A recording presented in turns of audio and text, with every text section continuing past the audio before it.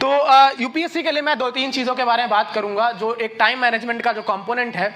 मैंने 2017 में यहाँ से 12वीं करने के बाद मैं यहाँ पे स्कूल टॉपर था, 91% था। तो मुझे दिल्ली विश्वविद्यालय में बीए ऑनर्स पॉलिटिकल साइंस में एडमिशन मिल गया था। और बहुत मैं भाग्यशाली भी हूँ कि एक सिंपल ग्रेजुएट होने के बावजूद 10वां रैंक मैं हासिल कर पाया। तो उसके पीछे 2-3 चीज़ें हैं जो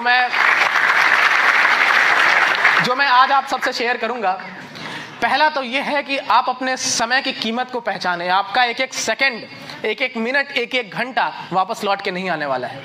आप अगर 1 सेकंड भी व्यर्थ करते हैं तो बाद में वो 1 सेकंड आपका 1 साल बर्बाद कर सकता है। तो सबसे इंपॉर्टेंट चीज़ है कि आप जब तैयारी शुरू कर रहे हैं तो आपके पास एक प्लान होना चाहिए कि आप कोई भी एग्ज़ाम हो, कॉलेज का हो या एसएससी, बैंक, आईएएस, कोई भी एग्ज़ाम हो, उसको आपको कैसे अप्रोच करना है, कैसे 1 साल 1.5 साल तक वो प्लान वर्क करेगा, ये आप एक कागज़ पे लिख लें। और ऐसा कभी नहीं होता है कि आप एक कागज़ पे जो प्लान लिख लिए वो पूरे साल वर्क कर गया। मेरा तो होता था कि रात में रूटीन बनता था, सुबह 5 बजे उठने का टारगेट रहता था, 9 बजे नींद टूटती थी, तो फिर वो रूटीन फट के डस्टबिन में जाता था। तो हमेशा एक रियलिस्टिक टारगेट बनाएं, ऐसा टारगेट ना बनाएं जो आपसे अचीव ही ना हो। तो रियलिस्टिक टारगेट बनाएं और उस पर स्टिक हो।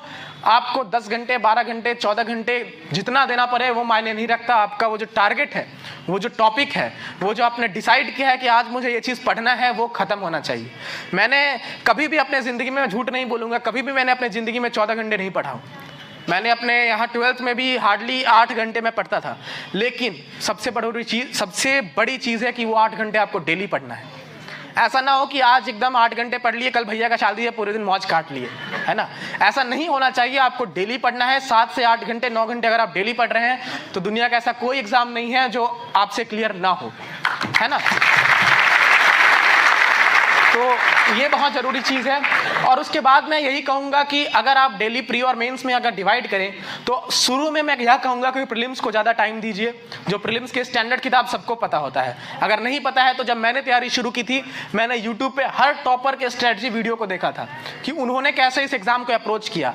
और उसके बाद मैंने सारे वीडियोज़ में से कुछ की पॉइंट्स इकट्ठा कर लिए और फिर मैंने अपना स्ट्रेटजी बनाया।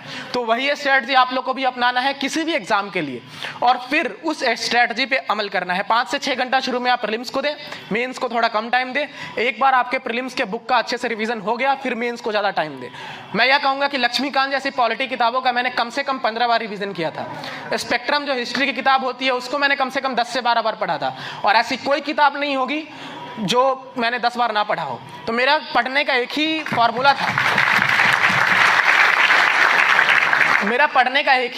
था, कि तब तक पढ़ो जब तक किताब ना बोल दे कि छोड़ दे मुझे।